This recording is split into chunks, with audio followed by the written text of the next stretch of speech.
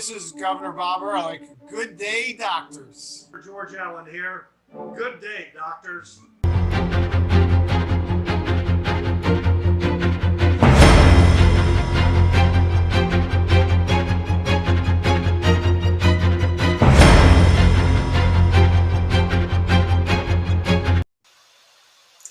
Good Friday evening, everyone. Dr. Thornton is under the weather tonight. So we are here with Dr. Irvine. Been a busy week. So Uh, I want to know if now is it just out with a cold, the flu, or COVID? it's actually just a common cold. We were talking yesterday. I picked up my yard signs today and I was seeing if you want to come along. And he goes, "Oh, I'm not feeling well. Look, okay, let's see. Greg is telling me he has mint chip ice cream tonight. And he's all set to watch our show. Welcome, Craig.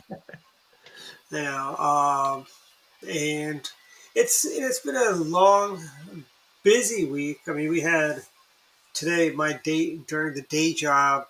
There's this thing called Safe Project Planning, and they do these things in big 6 weeks increments called PIs. We did our PI training this week, and it's like 4 hours for 4 days, and it is so nauseatingly long.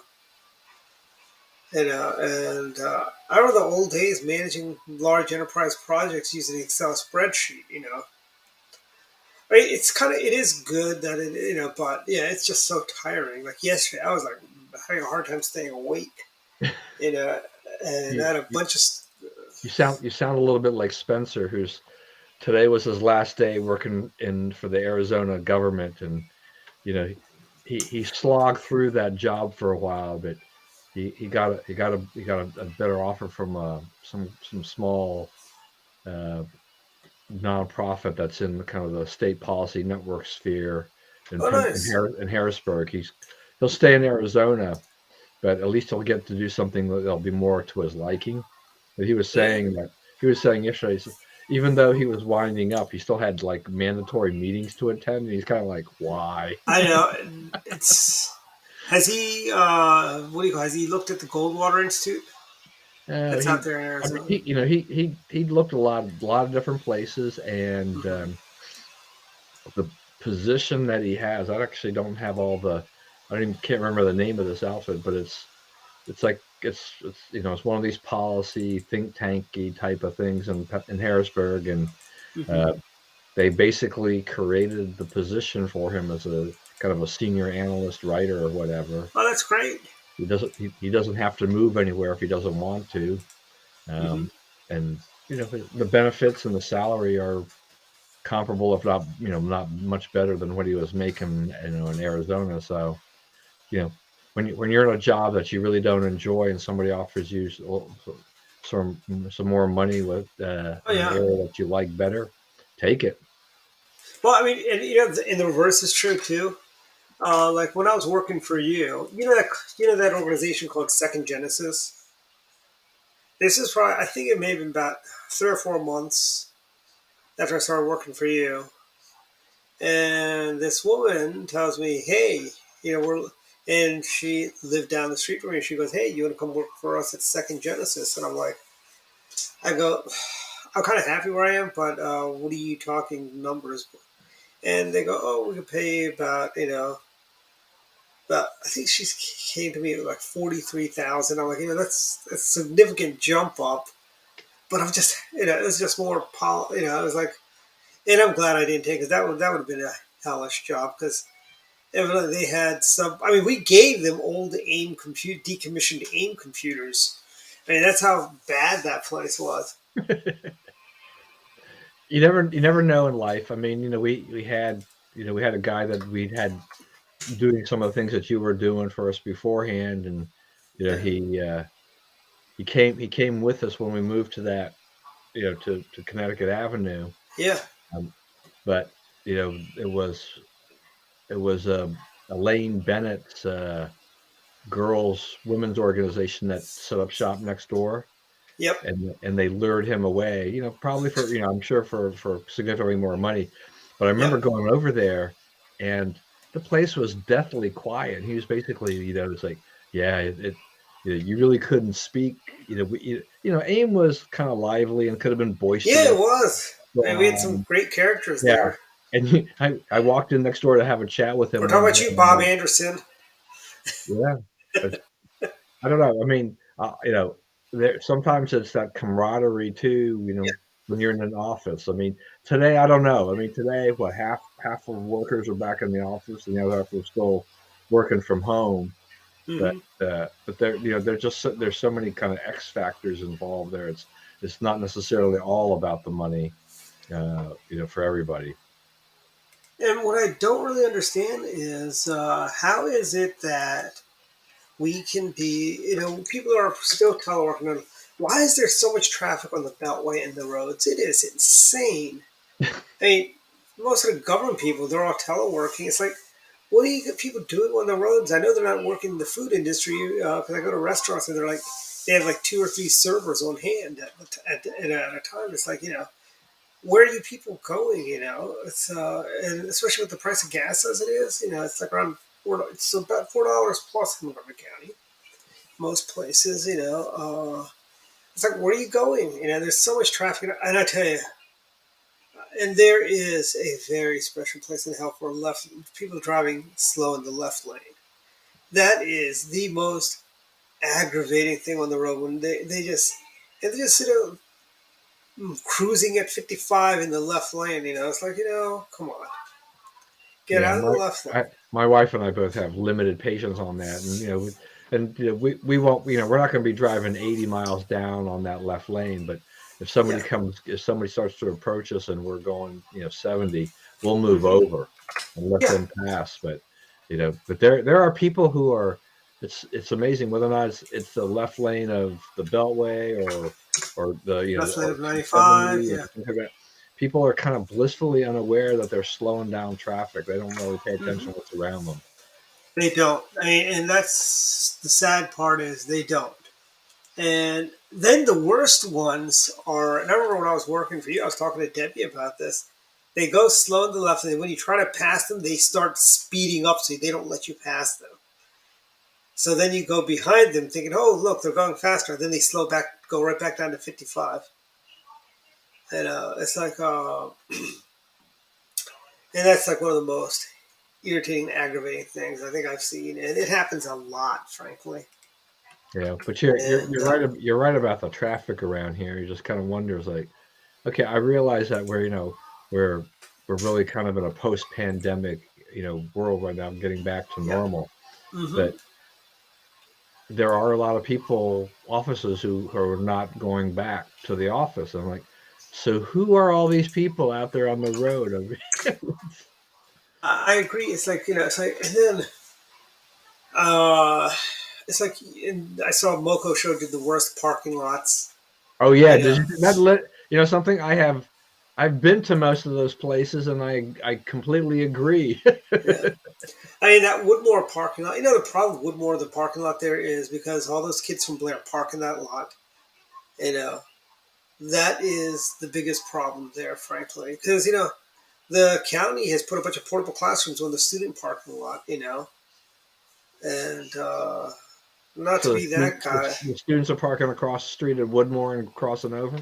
Yep. Hmm. And then Hmm. you have that urgent care thing there. That's also probably got a lot of cars there, and I mean, the front's always been bad. The backside, you could usually find stuff, but that whole area, I think they just need to level everything and rebuild there. I mean, I heard rumors that area from the gas station up to University, they're going to tear that down and put something up there, which is fine by me, frankly. Well, It's I mean, but that whole Four Corners area probably could use a revitalization. I mean, right? yeah, it's like there was traffic on the Beltway the other day, and I decided to cut through. I got off on over in Four Corners, cut through Forest Glen, get around to where I live, right? And I could not believe how much traffic there was there. And I tell you, that McDonald's there and that 7-Eleven there, they need to close those exits that take you right onto 29. Frankly, that's just an accident waiting to happen.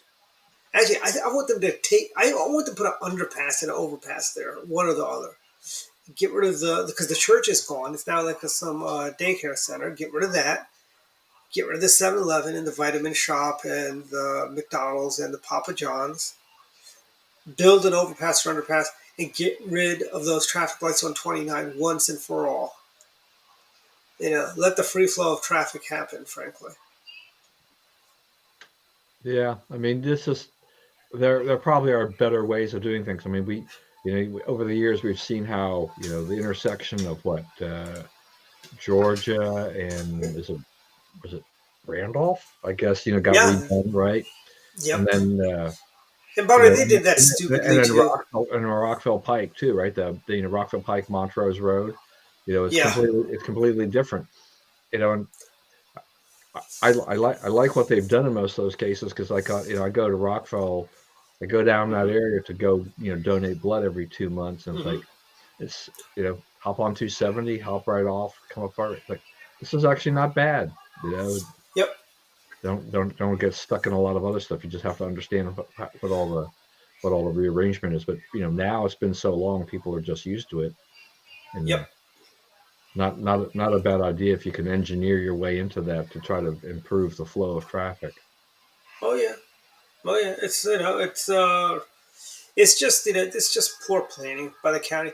I mean, the county on Little Georgetown Road, they got rid of a car lane and put in a bike lane. That's always empty, and the 2 car lanes are full. And it's what is the matter with this county when that is their solution? Bike lanes, really?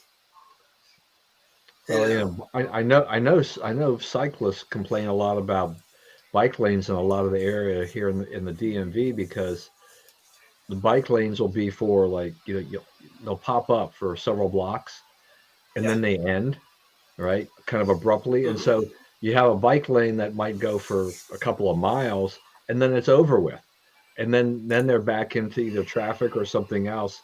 Yeah. So I mean, it's kind of like you've given the cyclist a little bit of something, but you haven't really completed it. So then and who's winning this battle, the cyclists or the cars? Or and downtown Bethesda has all these bike lanes. I think downtown Silver Springs got a whole bunch of bike lanes, and they're always empty. I never see people using them. I'm sorry. We're not China. We don't go to work on a bicycle. We go to work in our gigantic SUVs. Frankly, people need to these nothing against recreational biking is one thing. And I think they do a great job. They shut down Beach Drive, and you can go biking there, running, and I think that's great.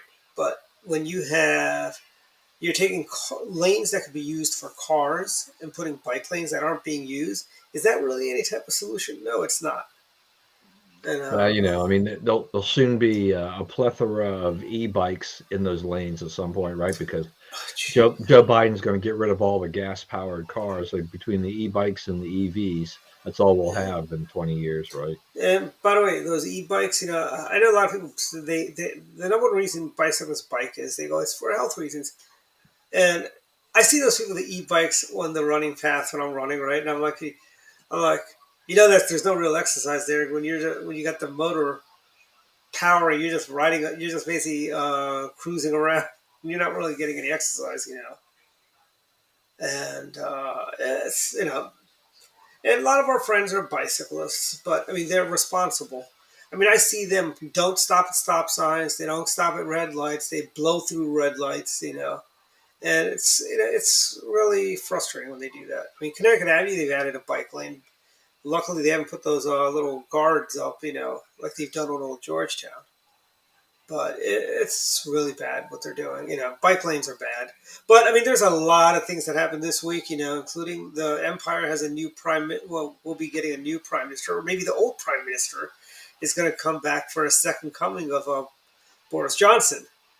Yeah, I mean, it could happen. I feel bad for Liz Truss though because I mean I'm sure the ambition was there, when Boris stepped down and everything like that, and she did win the election within the Conservative Party to become the prime Yep. minister, but she came in some senses almost as a sacrificial lamb because the headwinds that she had in terms of with the high inflation, the soaring energy cost Hmm. thanks to Russia, you know uh, and trying, she, in her libertarian streak, uh, but And to you her know credit, she did cut taxes, and yeah, that's I kind mean, of but what I mean, set everything in a tailspin. Which Boris Johnson was raising taxes. I mean, the Tories had turned into just a Labor shadow. Light.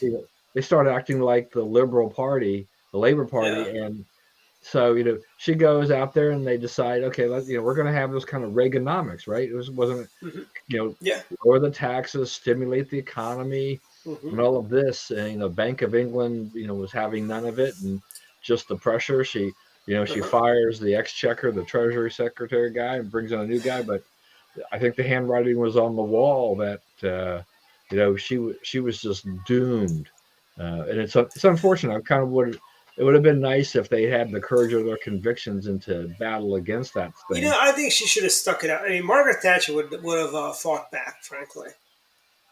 You know, and I tell you, there's a lady from the Federalist that was writing about this, how, and she was talking, and I was kind of shocked. She was talking about how the Conservative Party's kind of lost their ways in Great Britain. She goes, it's basically like become a clique of all the wealthy people whose parents are very wealthy, and I'm like, no, I don't think that's true. I mean, Boris Johnson is hardly uber wealthy, and I know their policy is very different. I mean, you don't become a member of House of Commons and come out a millionaire like you do in the United States Congress. Right. Yeah, But but I mean, when you try to talk like a conservative, but then you govern like a Labor Party, with tax increases and stuff like that, mhm, um, it doesn't, you kind of begin to wonder, it's like, so exactly how much difference is there between, Boris Johnson as the Conservative Party leader at the time, mhm, Prime Minister, versus the Labor Party leader? What policies would have been all that different? And it doesn't seem that there were enough. So now, people want to now. A lot of people want the election to be called earlier than mhm. it's scheduled for. But you take that job of PM. At this point, it just could be yet another suicide on the watch Yeah. there, because it's going to be very, very tough to deal with. And there's no guarantee that these tax increases that they want to Mhm, push through are going to solve the problem. I think in the long run, it worsens the problems in Great Britain. mhm. And once again, you got to have the courage of your convictions. Yeah, tax cuts will cost the Treasury money at the get go, but if it stimulates business and keeps things going and puts people on a payroll, that's far better than just watching it kind of rage out of control Mhm. and decimate your economy, which is where they're heading right now. But they do look like a mess. I mean, there are a lot of people are throwing their hat in the ring. Yeah, kind of like, why shouldn't Boris Johnson go ahead and try to reclaim, right? At Yeah. this point in time. I mean, but whoever gets this job, I don't envy them. But if they toe to the center and they kind of toe center left, then what's the incentive for Britons, when it does come time to vote for the Tories, the Conservative Yeah. Party. It's like, why would you vote for Labor Light? Frankly, is what it comes down Yeah, to. right. No, that's right. I mean, why would you do that? So it'll be interesting. I mean, Hmm. this is where you see, I think, kind of the failure of the parliamentary system, like that, is that it will lead to instability in government, and Hmm. you can And things I can think, collapse at a moment's yeah, notice, as it did. I want to say Queen Liz would have done a better job. I think she would have talked her into staying, frankly. Opposed to King Chuck III, who basically, that's okay, go away, kind of. Because I mean, he at his heart is one of those die in the wool labor liberals, frankly, and I think the best thing would be to just dissolve Parliament, call elections, and call it a day, frankly, Um, and right now, I mean, all around the world, I mean, the Chinese stock market is really tanking, which is not a bad thing for us, frankly. Uh, and we need strong leadership. I mean, we've got Joe Biden living basically, I mean, it's like, I don't know if you heard some of the stuff he's been saying. Like, one of my favorite ones is, where he's chomping down on ice cream and thinks the economy's doing just fine. Or when he went on 60 Minutes, it was only barely up inflation, and Well, it's Joe's been getting a little, the whole Biden administration is getting a little testy lately when they're getting questions by the press about, you know, where are the Democratic candidates inviting you to come campaign for them, you know, and then that but answer he gave was just totally crazy. That answer. yeah, which is true. I mean, that's the problem here, and they're trying to defend these energy prices and other things like that, and they can't really defend them. I thought it was funny too. I saw a thing from the Bernie Sanders the other day where he said that you know the something to the effect about uh, the the media and the Republicans. The media is not allowing the Republicans to talk about inflation. There was some Yeah. crazy statement by Bernie Sanders about basically saying that you know trying trying to hide this whole inflationary picture that that doesn't benefit them at all, but try to throw the blame for inflation to the GOP, which is ludicrous. It's like, who's in charge, Bernie? Who's Yeah, I running? mean, I mean, that, as well as the way basically the attitude, the out of touch attitude of Democrats. It's like, Rome is burning, and they're just denying that it's burning. Frankly, it's like anybody who has a regular job, goes to work, has to pay bills, understands things are bad and they're going to get worse. And it's basic. And people remember 2 years ago, gas was around $2 or a little less than $2. Um, and milk was not $5 a gallon. Bacon was not whatever it is now, which is astronomically high. People understand. People are worried about Thanksgiving dinner. How big of a bird are they going to have to substitute the turkey with a chicken just because they can't afford to buy a big turkey this year? Are they going to have Thanksgiving chickens? And that's something that this Democrat Party, and I tell you, the picture of Joe Biden with that ice cream cone going around saying that he's out of, acting like, there's nothing wrong, and him sitting there, chomping down an ice cream cone and saying, the economy's doing fine. And that's the stuff that kind of got George H.W. Bush in trouble in 1992, as being out of touch with the average. I mean, there was some Democrat, I can't think of his name, but he said it's the economy, stupid. And Yeah, that's that's the infamous James Carville. yeah, I know. Yeah, I just don't want to say his name. But he was. I mean, I mean, that's he cracked. I You mean, got he's to been give. telling the Democrats that lose your woke ways, so to speak. Yeah, I mean, you got. I mean, you got to. I mean, Carville. He did a great. He did the job he was hired to do. Yeah, and I'm sure Democrats, but I tell you, today's Democrats don't like Bill Clinton either. They think Bill Clinton was too right wing, for them. They go, because he did that crime bill, the Joe Biden crime bill that was signed, and they don't understand. Today's Democrats, they're just basically a party of a bunch of temper tantrum kids. This is you have AOC, who does a town hall where she kind of lost control of what's going on in there. I mean, even she is feeling it now in her liberal bastion of her congressional district in New York City. But Yeah, yeah.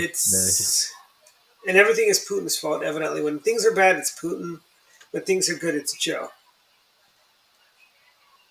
Yeah, I mean, the administration can't blame Putin for everything and try and get away with it all the time. I mean, Hmm. it's Putin was an easy target for higher gas prices initially and things like that. But this administration is anti-fossil fuel. Yeah, and now he's also like talking about big oil. He's also talking about big oil companies gouging prices. You know, and it's ridiculous. Oil companies. They got to predict. And maybe if we didn't stop drilling and stop the pipelines, we wouldn't be in this mess. It wouldn't be that bad. And we're now having to do. We're raising interest rates. To slow down, and it's just not going to end well, frankly. And you know, Democrats, Republicans, Independents, Conservatives, Liberals, you're all going to feel the same pain at the pump, at the grocery store. You're going to see we still have empty shelves. People still can't find baby formula. I mean, that is should be so embarrassing for this administration. Empty shelves. We're looking like Gorbachev's last days of the Soviet Union, where you couldn't find stuff on the shelves. Things were empty. I mean, that's the day. That's what these stores look like when you see empty shelves. Parents can't find baby formulas. Wait till and winter is coming. The price of natural gas is going to go up. Electricity is going to go up. Heating oil, all that's going to be going up. And people are going to have to choose. Put on a sweater or a winter coat. And not run the heat all the time. And just think what it's going to do to this senior population Yeah, who's I on a mean, fixed income. yeah, the liberals, there's that whole big kick right on using electric power, right? Whether or not it's an Hmm. EV, for your Yep. car or whatever, they want to get rid of coal and natural gas. They think those are Hmm. all things that are bad for the environment. But they want people to heat their homes using heat pumps. Uh, I had a heat pump in that house I used to live in. It was Yeah. it was horrible in the winter. You could never get the house warm enough, uh, unless you were going to spend a ton of money. Even back then, because heat pumps are just not efficient in cold weather. That's why they don't have heat pumps, in the Northeast, right? You can't. It's Hmm. just it's too frigid for them to do that. So they use a lot of heating oil and natural gas. But those are big things on Biden's list. The liberals to get rid of. Exactly how does he think people are supposed to really truly heat their homes to even a minimum standard level, if he really gets rid of natural gas and heating oil? I mean, that is just, it doesn't make any sense. That this is part of the problem, is that this country is got all kinds of different factors going on. Hmm. There's different climate and weather in every region of the country, and you can't just have a blanket thing of like, we're going to electrify America, and electricity is the only thing that will heat and cool your home. That will run Yep. say that's your main mode of transportation. It Yep. makes absolutely no sense at all. And when we switched from the horse and buggy to the automobile, we didn't tell people, hey, throw your horse and buggies away and go buy a gas powered car. You know, it happens gradually. And honestly, it's like that's how they should be treating this. They should not be forcing this from the top down. It should be from the ground up, frankly. If you want to buy an electric car, buy an electric car. If you want to buy a gas powered car, buy your gas powered car. You want to buy a hybrid, that's fine. If you're in California, if you want to buy a hydrogen fuel cell car, that's great. And by the way, hydrogen fuel cell is the future. That is the best way. That is the way to go, frankly. Yeah. Toyota has two hydrogen fuel cell cars they sell in Southern California. To fill up a hydrogen fuel cell car, it takes less. It takes basically the same time it does to fill up a gas tank. The exhaust is distilled water, basically. You've got, and that is, and hydrogen is not coming from a dirty coal plant, as the left would say. And hydrogen, I mean, they've been around in California for a while. I have not heard of any massive car crashes with where a hydrogen fuel cell car blew up and you had Hindenburg 2.0 on the LA freeway anywhere. I mean, we would have heard about it if that happened. Okay, so like one of the biggest boosters besides you of hydrogen was that Trevor Milton from the former CEO of Nikola.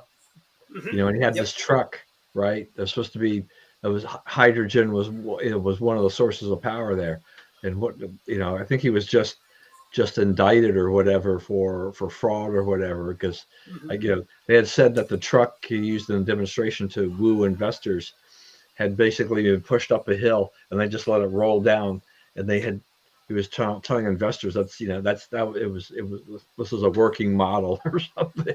Yeah, and here's and when people do that, that's just a horrible because we're using hydrogen fuel cell cars in, and and I'm willing to bet you give Toyota a prize, they will build a Toyota Tundra that runs on hydrogen fuel cell.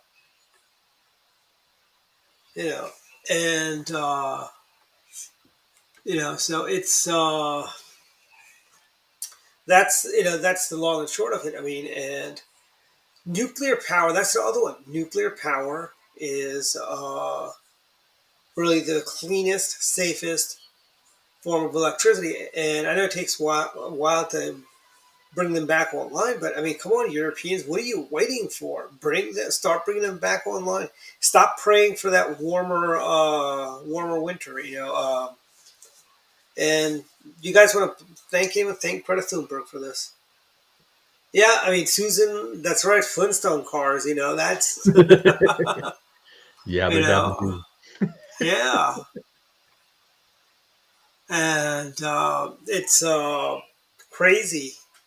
That's what they want. I mean, that's the world we live in. I mean, it's kind of like what is it? Air Canada said they're going to go for all electric airplanes. Good luck with that.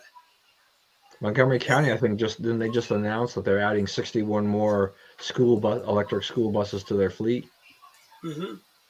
Yeah, where's that electricity coming from, Montgomery County? Is it coming from solar or a wind farm somewhere? Yeah, it's a little. I'm still not quite sure. You I think know, it's coming from that Pepco plant. yeah, I think they're supposed to be able to have some solar power that will able to charge up the Yeah, buses overnight so they're ready to go the next day. But yeah. um, you know, you know, for the buses, you know, it may work for them in some way if they actually have thought this out, you know, in terms of fuel savings or something like that, because they don't the buses themselves don't generally have, you know, each trip is not usually very long. Mm-hmm. Uh, so they probably stay within the general capacity of what the charge is for that. Um, but I don't know. I mean, you know, Montgomery County's still got to find enough drivers to drive their buses on top of that. So it's just, you Mm-hmm. know, we still have that problem going on in Montgomery County as well as Yeah. other parts of the country. It's just I mean, anyone looking to work, there's what do you call? There's a number of positions, that you can have out there. I think issues is, with the fact that people have gotten so used to free money, people are just staying home. We had one of our viewers who just recently purchased a new car. I'm not going to mention his name, but he is free to comment and tell us the car he purchased and how it's like how long he probably had to wait for it. I wonder is probably about 3 to 4 months he's probably had to wait for that car on the short end. But I think I think the biggest problem is how out of touch everyone is these days. Uh, they're pushing this green agenda. It's like yeah, find me a fully EV dump truck or a crane. Oh, he bought a Bronco Sport, and oh, he didn't have a wait time. How'd you manage that, Craig?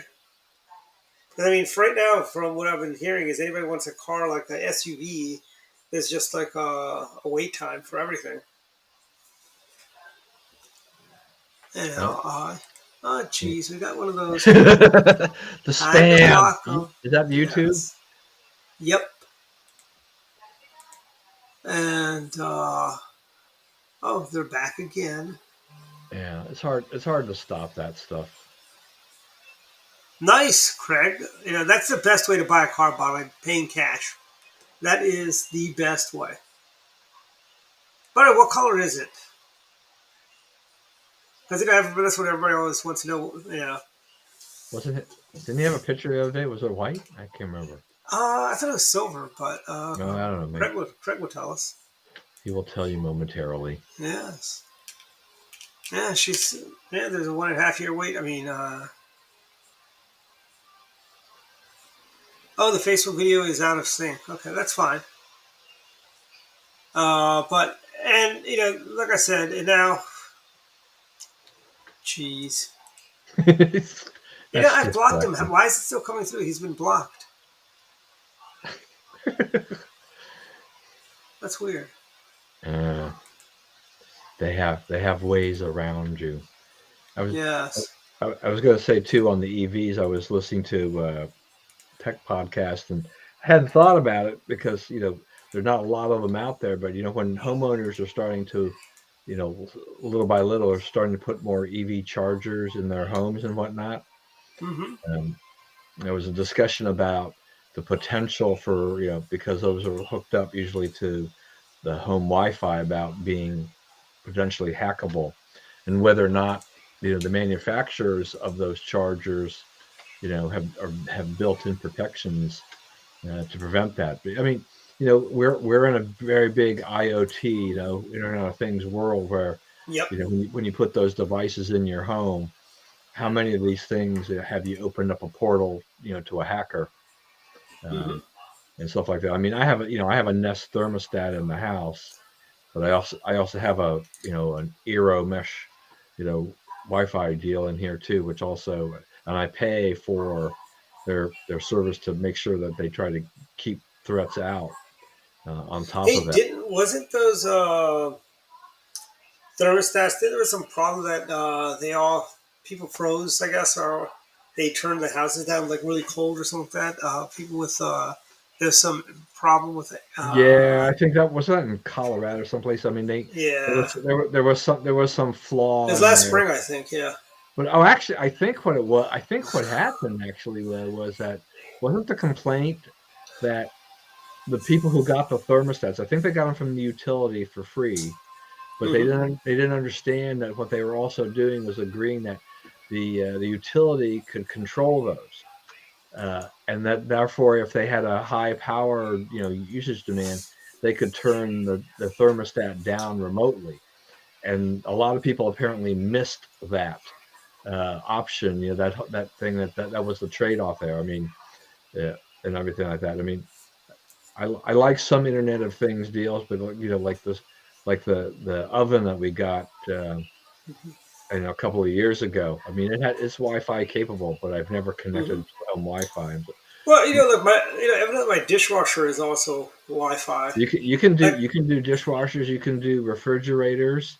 The yeah, question there is that, you know, unless you've established some kind of firewall, or you've done something there, you yeah, know, do a lot of people just, a lot of people don't, their router password, you know, if they set up themselves, might be password of 123, yep, they never change, you know, certain settings.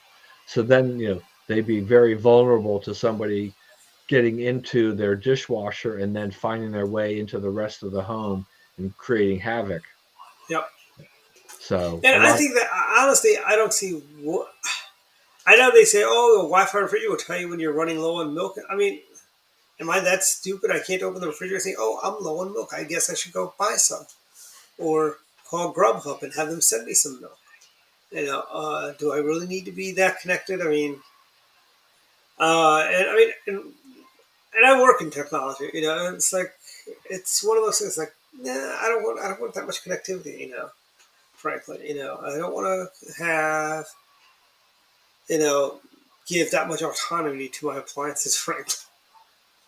Yeah, I mean, I think manufacturers have experimented with things. I mean, for years there was a big deal about, I think it was LG or something like that. They had like a little television or like monitor Yep. in the refrigerator door, and I don't think they sell those anymore. Nobody, it was just a distraction, and it was it was a bell and whistle that nobody really cared for and didn't Yeah. want to pay for. People like to put refrigerator magnets on refrigerators. They don't like to see. I mean, LG also has this one of this like entire like screen where you can put digital pictures and stuff. No, people want to stick real pictures up on there, stuff like that. And Yeah, I don't, I think about it's like exactly how much time you're going to be spending in front of your refrigerator trying to watch yeah, television on a screen that's what, maybe that big or something. I yeah, mean, just it like doesn't. Samsung has built-in. What does Samsung have? They got something that's built-in. Oh yeah, they got a built-in Soda Stream in their refrigerators. It's like it's like the the ice maker through the door. It's kind of nice when you don't have one. I remember years ago then we got a refrigerator. You know, it's like who really? I mean, I use it, but I mean, I thought it was really cool when I was like about I guess 13 when you get crushed ice or the half circle ice or whatever it was. But now it's like I'd rather have the extra space to put stuff in the freezer than have ice come through the door, frankly. Well, I'm crossing my fingers, but our current ice maker and water dispenser so far so good, but Yeah. invariably all the ones of like all those type of refrigerators that we've owned, at some point in time, Hmm. stuff starts to go wrong with it, and then it basically stops working. So then I you just am. then you just Yeah. have this thing that just doesn't work anymore. Just you're like, why? I am very disappointed. KitchenAid is a great brand. They make the best refrigerators. They make the best ranges. Their dishwashers, little to be desired. I had a dishwasher break in 2 years now, and the previous one lasted about 8 years, which I guess good. See, everyone's going, "Oh wow, 8 years!" It's like, how long are these things supposed to last? If not, I mean, I remember refrigerators being you get people having refrigerators that are 20, 30 years old. Ranges that are that old, not very energy efficient, but you only need to get a new one when you get tired of looking at it. But now it seems like they seem to break within 15, 20 years. You need to buy a new refrigerator. 10 years is like an eternity for a refrigerator these days, evidently. Yeah, I mean, that probably makes sense. Hmm. I've owned a few refrigerators in my home owning time, so uh, that definitely is the appliance that I've replaced the most. Yeah. And I know for one of the rental properties, I bought a Maytag refrigerator. It was relatively inexpensive, and it's been going for about. I think it's probably coming up in about 12 years now. 12 years of a Maytag, and that Maytag I bought it from as a floor sample from Appliance Land, and still running just fine. But Yeah, we've wound how up is buying our appliances from Costco if they have the right thing that we need. yeah? See, my only issue with Costco's is they I don't know if they do this. They might be doing it now, but I remember when I checked in the past, they don't do installation. They don't do and I don't know how soon they could deliver the stuff too. And welcome back, Susan. Yeah, but I mean, I think appliances these they don't the old stuff my dad and my granddad would say they don't make things like they used to. It is so true. They don't make things like they used to. Yeah, things just are not durable, and it's I think part of the whole disposable economy. Everybody wants to buy something. I mean, I remember growing up, the kitchen was redone twice. Now it seems like people are redoing their kitchens every 10 years, when it used to be like 20, 30 years people would redo their kitchens and bathrooms and so on. Now it's like every 10 years. I've heard of people actually redoing kitchens in 5 years, which is like, I think it's insane. Why would you want to go through that much construction that quickly again? But there's a Well, lot of other stuff happening. How is Vladimir's little war in Ukraine going? I, I must say, it really has not worked out as well as he had planned. He's using Iranian drones now. And the areas he annexed are not really controlled by him. Yeah, I mean, you know things are not going well. I mean, he has to declare martial law in those regions. I mean, it's just it it's kind of a mess. I mean, yeah, his the desperation hours are showing because they're attacking uh, you know energy. I mean, they're basically of Ukraine is on a I think it's a 4 hour off, 6 hour on rolling blackout. Hmm. Just like As a California.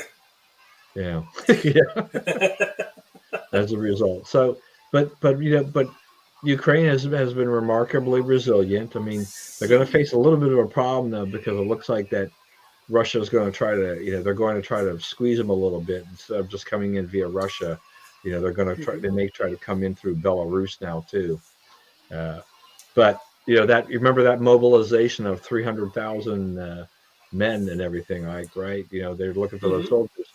That has been a story watching the. I think Putin said that they've gotten up to 220,000, but there's been plenty of deserters there, and a lot of people who get about 10 days of training and then are sent to the front lines. But most of those people don't know how to handle a weapon. They don't, they've never been in combat before, and Has Putin just taken Ho Chi Minh's battle plan for the Vietnam War? We had like 13 and 14-year-olds going out and fighting the Americans.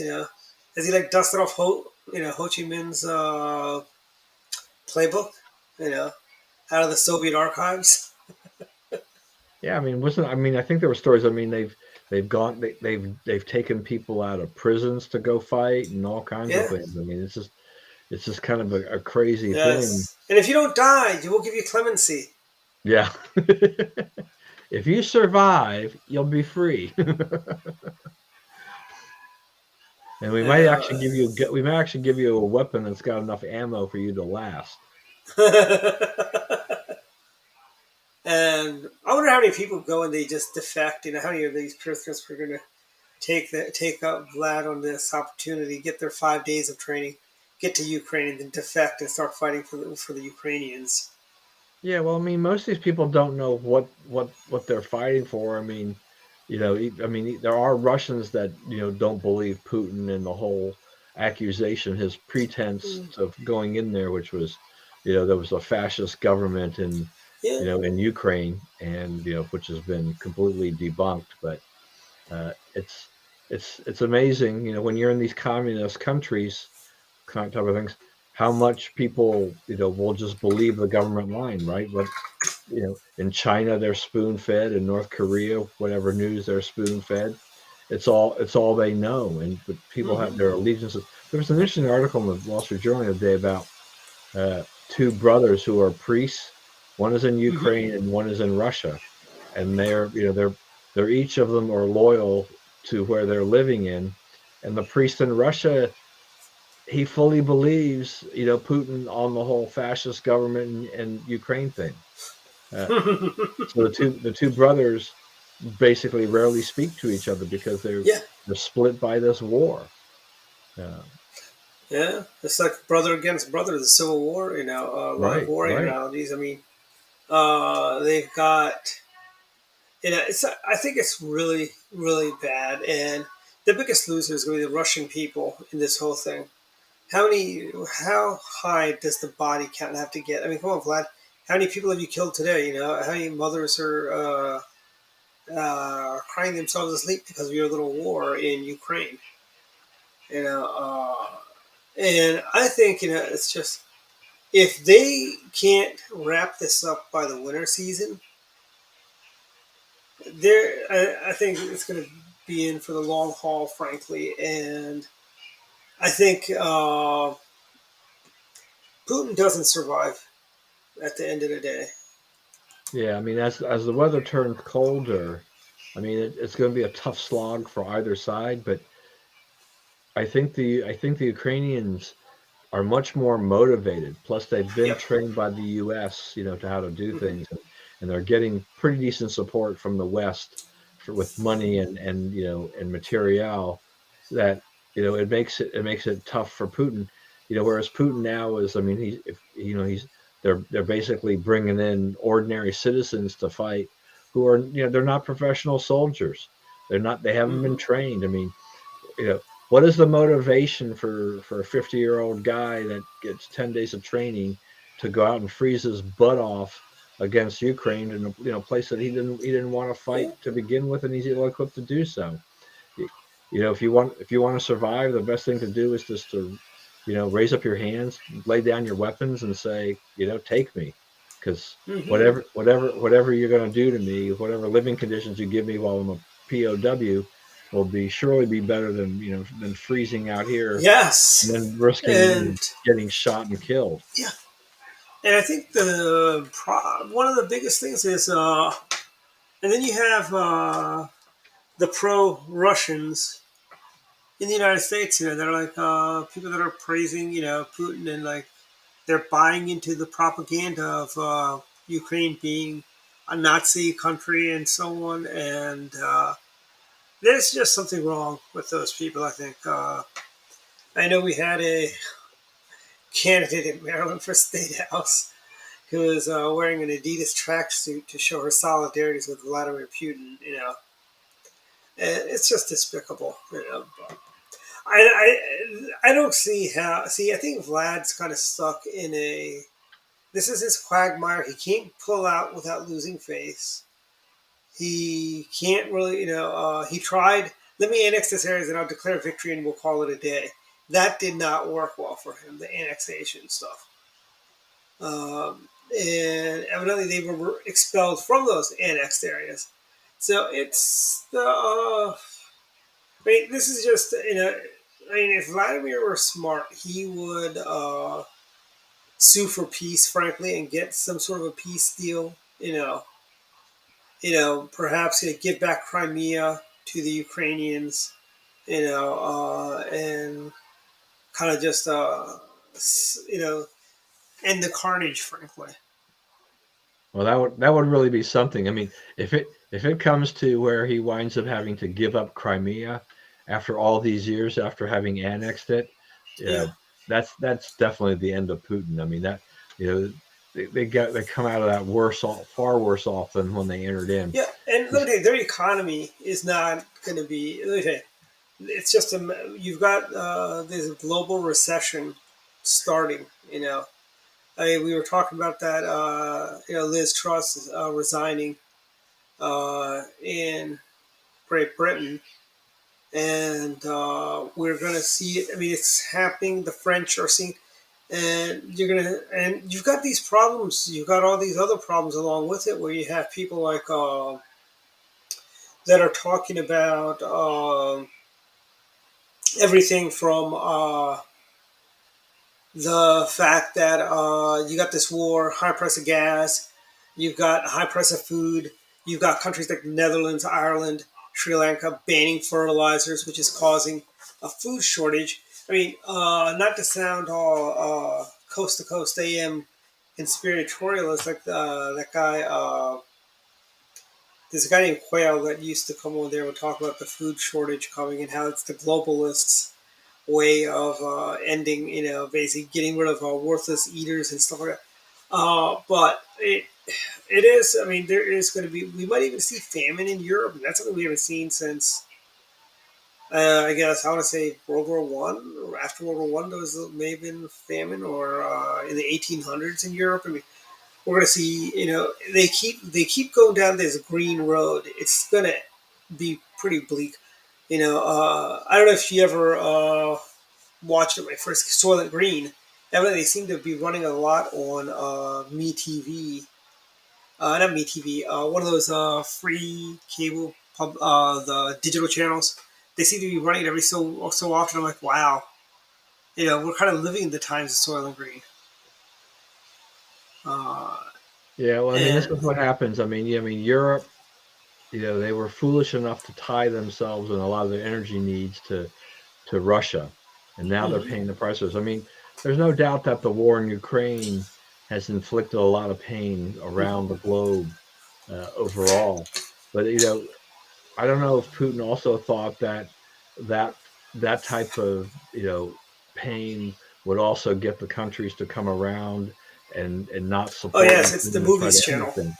But but I mean, the thing is that if that was anywhere in his thought process, that has also failed because even though countries are grappling with 40-year high inflation or whatever it Hmm. is for any particular country, uh, they're trying to find a way to deal with it rather than just say, well, if we do this, Russia will, reopen the pipeline and give us our full allotment of natural Hmm. gas or whatever, et cetera, et cetera. I mean, there's still going to be quite a bit of pain economically for a lot of countries, um, Hmm. for a while here. I mean, even if the war in Ukraine ends, it will not, it won't get inflation back to the 2% or less level that we had before.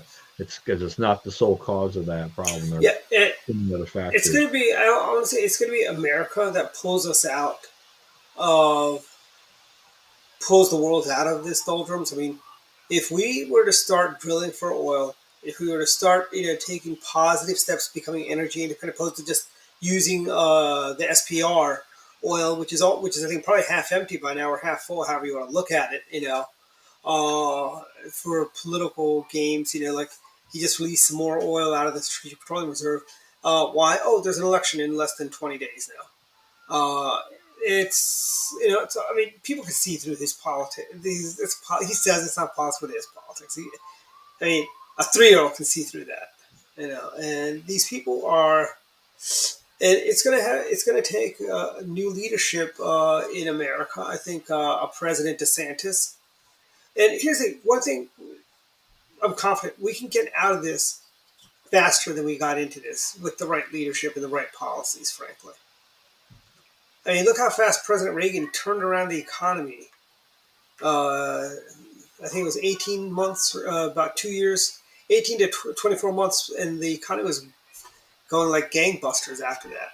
You know, so it's a matter of leaderships and policies, and do we have the stomach to make the tough decisions? And that's but Yeah, I we're mean, also the Democrats definitely don't because they're still, Republicans are not completely innocent on, no, we're tax not. and policies, but the Democrats they're taking this to a whole new level.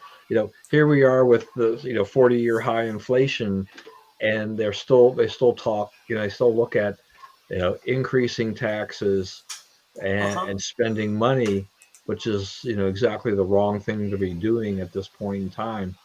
But and then you got Biden still talking about how the deficit is Hmm. going lower and lower without the other explanation that the reason why is that because the pandemic spending is gone, all that extra spending is gone. I mean, this is not like you have actually reduced the deficit from the time you took office. You had increased, you had spent so much money that when that money flow, when you turned off the spigot for the pandemic spending, giving people all that money, yeah, deficit was bound to drop. It makes Hmm. sense. Yep. Government revenues have been up. And we're actually at final thoughts time. Actually, for the first time in weeks, we're actually going to hit final thoughts right at the mark. So let's start with you, Don. Final thoughts. Final thoughts. I guess a few things here. The January 6th committee has subpoenaed Donald Trump. We'll see where that goes. Steve Bannon was sentenced to 4 months in prison for contempt of Congress for not testifying and by that committee. I mean, the committee's got limited power to do a lot of things. Hmm. At this point in time, you know, with as you said, the election's less than 20 days away. If things go as we think they will, at least with the House, that January 6th committee's got a very limited, lifespan. If the Trump legal team can just do enough maneuvering until early January, until the new Congress takes effect, that committee probably goes totally away, and so does the subpoena at that point in Hmm. time. So I think at this point in time, it's just yet another thing. As we were talking before the show started, I mean, all this Trump stuff, right? I mean, the Democrats keep trying to pump up and try to keep Trump front and center, hoping to win some extra votes that way. But I think that's like Putin. It's a failed strategy. Um, Lee Zeldin is actually, according to Quinnipiac, he's within striking distance of Kathy Yep. Hochul. And And I think we win that. yeah, I I mean, I think didn't think that was even remotely possible, but yeah. it is possible. You might actually be a happy guy here, Dwight, on that New York thing. I know. And I think we're going to win the Oregon governor's race, too. That one also potentially, yeah. I mean, I think the liberals are complaining. Liberals always they crack me up because I think it was Robert Reich. It was complaining on Twitter the other day about the billionaires are they're spending all this money on the election, but his complaint really was it's the liberals, it's the billionaires spending money, to basically fight against these insane Democrat woke candidates. I mean, including Phil Knight from Nike. I mean, Jeff Bezos and all these people have been throwing money in and are like, we're no longer just going to toe a Democrat line. I mean, there's nothing in it for us, and so they're kind of rebelling against the system. And all of a sudden, the liberals are like, oh well, now that you're not really supporting us wholeheartedly, you're the enemy. You're going to buy an election, right? Unbelievable. I just love it. I mean, and what about George Soros? I mean, how much money has George Soros poured into Yeah, campaigns? all these woke prosecutors, DAs around the country. Yeah, but that's an inconvenient truth that the Democrats don't want to address, right? They have their enemies list, and George Soros is their saint. So you get that. You got Tulsi Gabbard. She hasn't switched the Republican Party, but she is campaigning for Republicans. So good for her. Maybe that'll help give some of them a little bit of a boost. I think Gabbard for governor of Hawaii. She could be our second Republican governor of Hawaii. Yeah, I mean, I think it's unknown as to what Tulsi Gabbard really wants to do, but she may be using this campaigning thing as a little bit of testing the waters to see does she have some support to run for something again. I mean, and if she does, more power to her. I mean, I think we've talked before. I mean, her dad was a big guy, fighting against all the gay agenda, all that stuff in Hawaii years ago. So she has some conservative roots there. So I think she is much more closely aligned to Republican principles than Democrat principles. And she definitely. Here's the one thing about Tulsi Gabbard. She's from Hawaii. Why would you want to come to Washington, D.C.? It's hot, humid, hazy. The summers are horrible. We have every 17 years we have cicadas that come out of the ground. We've got bad traffic.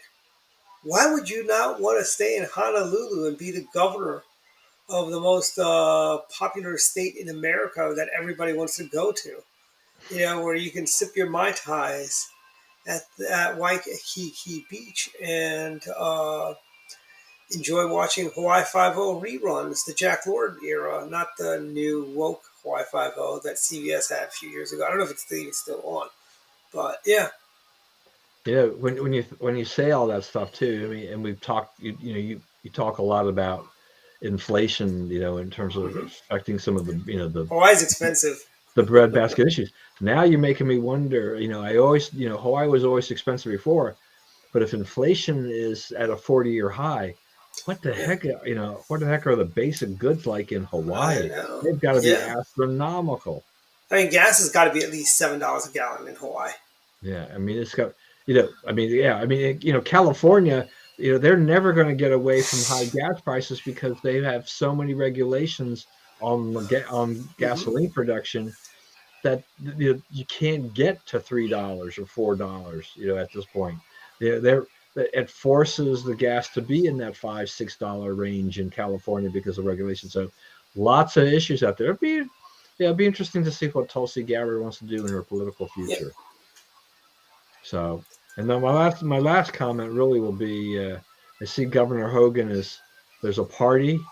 I guess in the end of sometime in November. Is it November 30th? Yeah, November 30th. He's got an event at Maryland Live. Yeah. So I saw that today and I'm thinking I'm just kind of curious as to how many people will buy tickets and show up to that event.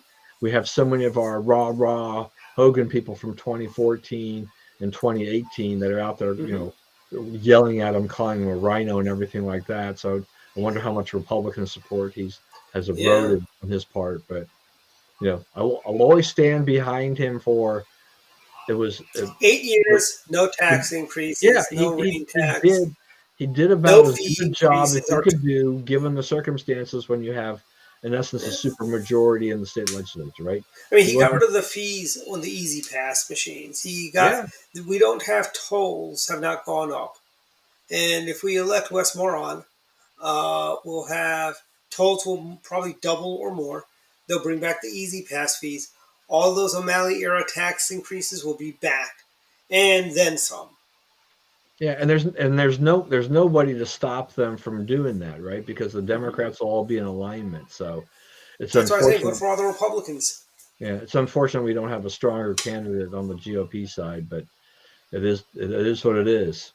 Hmm. All right, I'm gonna shut up now.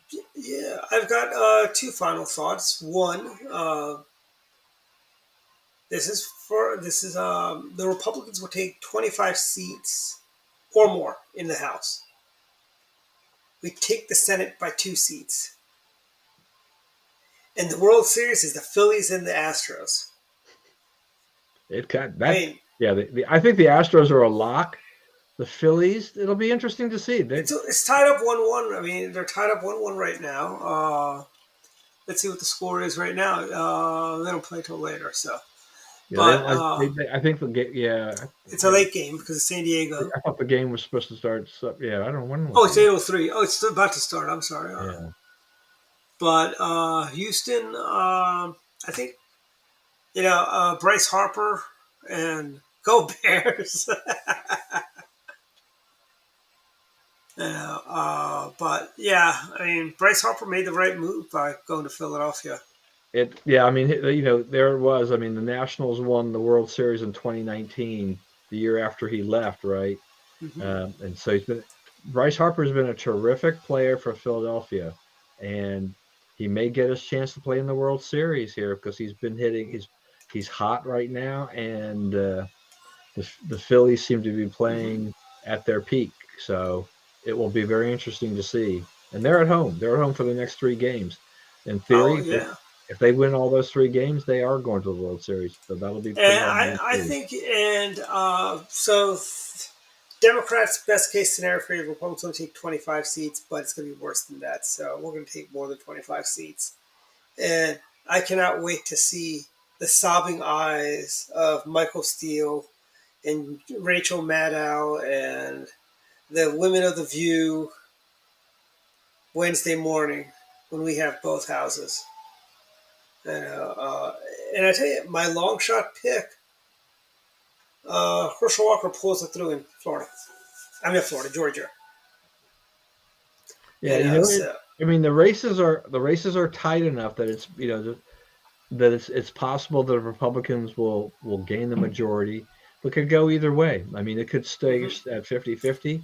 It could go Yeah. 51 or 52 for the Democrats. It could go 51 or 52 Republicans. Hmm. There's just if what we don't know is Yeah. how the early voting is going in terms of which way the voters are leaning. We know numbers of Yeah. Democrats and Republican And, ballots that voters have been voting, but mhm. I don't know. I mean, Biden's trying to make a big deal about abortion, and in some space, some places it will make a difference. Maybe in some congressional races potentially, but on a statewide basis, on a nationwide basis, Yep. that's a tougher case.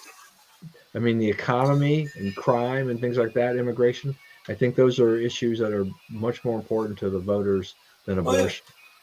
Exactly, because I think abortion those are like very luxurious issues. You can worry about them when everything's going fine, but when you're worried about putting food on the table, gas is around $4 a gallon.